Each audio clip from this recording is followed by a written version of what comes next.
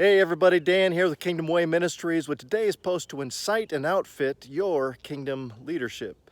This last few weeks we've been talking about 10 marks of a kingdom leader. Well, today I'm just going to take a quick break from that. We'll come back to that next week, but I had something else more pressing to share with you on my heart. When you start at the beginning of the year, you look ahead and your vision, if you're anything like me, is huge. But then it just gets more and more narrow myopic. So I want to bring you back to a larger vision. What has God laid in your heart to accomplish this week, this year rather, in your family, in your business, in other areas of your life? Well, take a look at this field. Isn't that a great shot? It's a beautiful morning here in northern Colorado, spring morning. And it reminds me that's kind of like the vision we see at the beginning of the year. But soon, because of the pressures and the pace that just comes down on us, we kind of lose sight of our vision. So I want to share some scriptures with you and a few coaching questions that I've been using with people that have been just unbelievable conversations and help people get back to the broad vision that God's laid in their heart for this year. So here is the verse. It's in Hebrews chapter 12, verse 1 and 2, and it says this: "Since we have such a great cloud of witnesses surrounding us, let us therefore throw off the sin and the other things that easily entangles us, and persevere or endure, run the race that is marked off before us, fixing our eyes on Jesus, the author and perfecter of faith, who for the joy set before him despised the cross and its shame, and now has sat down at the right hand of the throne of God." And he said, and I'm going to throw in verse 3 there too, which says this, it says, "Consider him so you might not lose heart.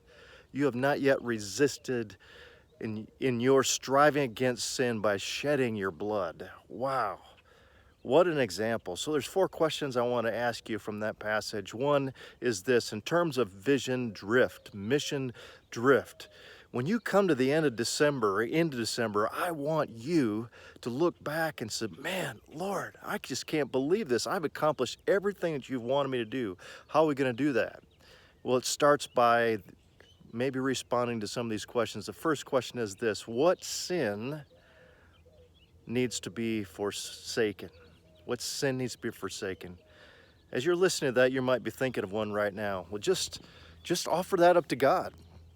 Confess, forsake, ask him to change that in you. And maybe it's not a sin, maybe it's something, I call it leadership jettison. Something needs to be cast off the boat to make your way lighter, something you don't need to do, something you can delegate, something can just be left undone, right?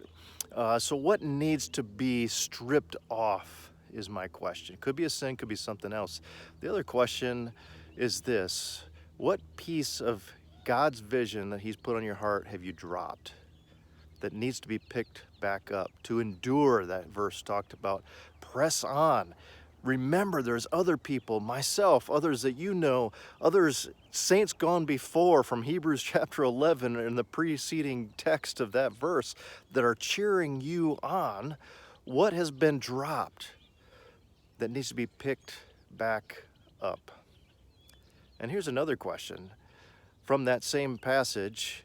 What is it that God is just telling you right now that you need to put your head down like a rhino and just charge? Keep persevering, keep doing it, knowing that sooner or later the breakthrough is going to come. Whatever that is, my friends, don't give up on it. I'm so amazed how that you just don't get a breakthrough, and then if you just keep doing the next thing, all of a sudden you wake up like, wow, I've experienced that breakthrough. Don't quit before that breakthrough happens. It might be just around the corner. It might be today. So what is it that you need to just put your head down like a rhino and just charge after? And the last thing is this question: what is it that you need a new grip on? Maybe it's a promise. Maybe it's a hope. Maybe it's a relationship you need to lean into a little bit more. In the latter part of that passage in Hebrews chapter 12, it says, strengthen the knees that are feeble and your legs that are wavering. Get that new grip. So what is it for you? My friends, I hope this has been encouraging. I want you to finish this year well. And it starts right now. We're 5 months into this year already. According to the statistics, most people have forgotten their goals or have just laid them aside.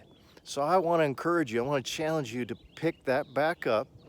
And what is it that you can do between now and the end of September, let's say, so that the last quarter looks a lot better and you're not stressed and you're not press, high court press, full court press, right? To the end of the year, because I want you to finish this year well and just be in awe at how God has used you, your business, to bring glory to Him, your leadership influences in every dimension of your life. So would you leave in the comments below maybe a response to one of the questions? I'd love to hear from you, and others will read those and they'll be inspired too. So leave those in the comments below, and don't forget to seek to make Him famous as you make your work and your ministry one. Lord bless you, everyone.